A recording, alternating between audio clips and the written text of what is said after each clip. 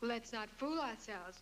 What did your father think about putting you in the movies? I know you wanted to be an actress. You went to the British Academy of I Arts. went to the Royal Academy of Dramatic Art in London, and at the time he had bought this picture, called Strangers on a Train, and he said there was a wonderful part in it for me. And well, he was absolutely would not cast anybody unless they were perfect for the part. You know, unfortunately, he didn't believe in nepotism. But, oh, that's too bad. He said, would I be interested in coming back to do it instead of staying in England and going into rep? And so I said, well, I would love to, you know, because I'd been there for 2.5 years, so I was about ready to come home.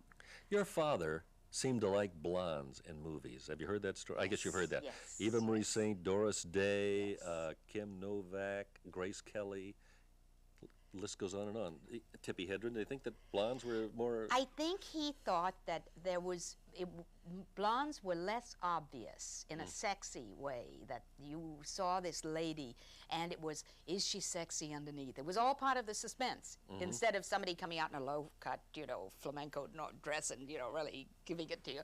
And I think that's what it was. It was just the mysterioso of the blonde. I'll be in the office. Thank you, Mr. Bates. Norman Bates. What'd you do in Psycho? You were in the original Psycho? In Psycho, nobody will ever remember me in Psycho after what happens in Psycho. I was in the real estate office that Janet Leigh worked in.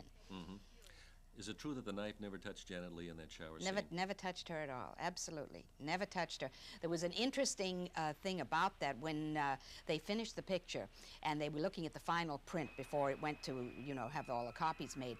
And my father depended on my mother tremendously for everything from the beginning of the picture to the end. And she was sitting watching it with a few other people, and they were watching it to see if anything else needed fixing.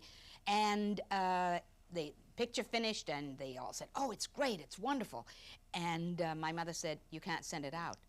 And they said, well, why? What's the matter? She says, Janet Leigh takes a breath when she's supposed to be dead. And they couldn't send it. They had to recut part of it.